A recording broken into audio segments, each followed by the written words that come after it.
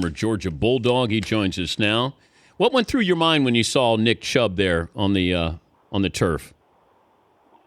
Yeah, it's a tough one, man, because, anytime you see a running back go down, the concern is always tearing an ACL. So, I don't know what the status is right now, but, obviously looking at Todd Gurley's situation last year where he tore his ACL coming back, and now you look at Nick Chubb, and you hope that it's not as severe as it looks, but I don't know the status I don't know the status right now, but hopefully it's not as bad as it looks.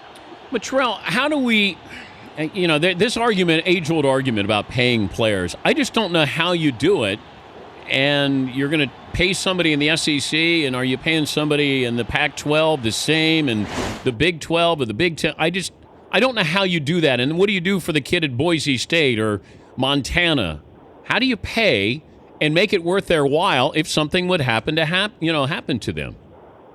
Yeah, I don't know, Dan. I think what you could probably do is start some type of maybe it's some type of an account that you don't pay them directly right now, but maybe the royalties from your jersey sales, or you can sign autographs, and maybe that goes into some type of trust fund or something that you get once you get out of college.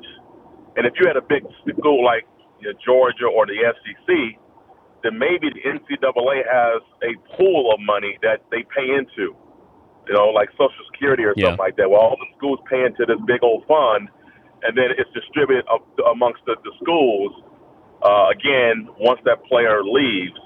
So I don't know how it all works out, but when I was in school, I know I would have loved to have received a check, because as a student athlete, it's basically welfare. I mean, your school's paid for, but just living expenses are hard to come by. If you want to just go out on a date or get a car, you can't do it.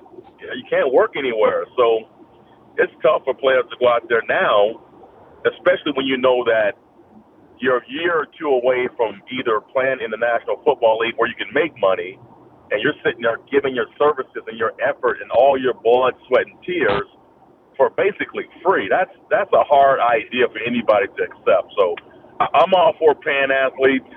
Now, how you do it, that's a different conversation, but hopefully they'll figure a way out to be able to compensate these players for what they're doing. What if I just said it's free market, and if you want to leave after your freshman year, what if somehow the courts overturned that and allowed you to leave? Marshall Faulk after his freshman year could have gone, or Adrian Peterson, Herschel Walker, Leonard Fournette. Would that help if I said you can go whenever you want to go? No, because only a few players could take advantage of that. I mean, it still doesn't correct the fact that those players, all those scholarships are giving out, what they're getting in return for a scholarship, basically the return on investment is ridiculous.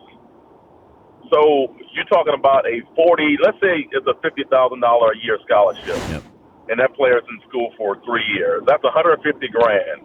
If you were to look at the revenue that they bring in, these schools bring in from ticket sales, TV revenues, whatever it might be, merchandise and all that stuff, I promise you, $150,000 is well spent for the amount of money they're bringing in on that athlete.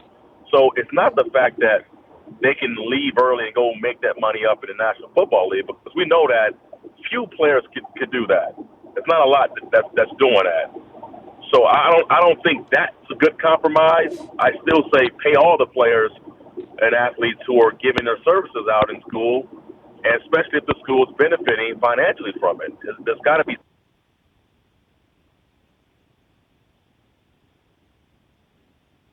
Terrell Davis gone.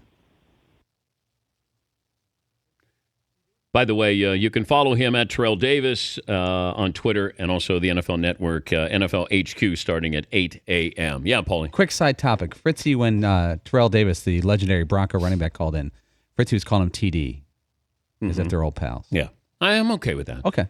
I'm okay with that. I mean, Fritzy's a Bronco fan. Hey, Terrell. Hey. Oh, sorry about that. I don't know if that was on our end or not. I think I think so, Dan. I've watched the show a few times, and I've seen that issue come up a few times on your show. So it happened. It happened last week. I'm watching the show. I'm like, and you guys were talking about you guys are getting new poles outside and new phone lines. Let's get that fixed, man. Come on, let's get it fixed. I'm sorry. I spent all the money on the Danettes, all my talent here. I know you have to be somewhere at the bottom of the hour, but Jamal Charles, he makes the cut. With that feeling that you know something, I mean, you know right away that it's serious as a running back? Oh, yeah. I haven't actually made that cut where I've torn something, but I had it where I tore my ACL where I got hit in my right knee. And there's something because there's a burning sensation. It's very painful, and again, there's only few things that can come out of something like that you already know in the back of your mind. You're saying it doesn't feel well, and sometimes you can almost hear the crunching sound of it. Oh. So so you kind of know that this is it's not good, and then obviously you go in and the doctors tug on it, and then they'll tell you what they think it is, and then the next morning you go in for the MRI. But I knew when I tore my ACL immediately I had torn my ACL, so it's a crushing blow, man. You put in a lot of work and you try to be as durable as possible, but sometimes things like that happen. That's just part of the game. And Adrian Peterson talked about the pop that a lot of guys talk about, that the knee will pop. You can actually hear it. Yeah, so that's what I said. That crunching sound, like that's what I heard. The way I got hit, I heard it first, and then I could feel like somebody had a lighter. They were burning my knee with it, and it flared up, and then it sort of eased up afterwards. But it's it's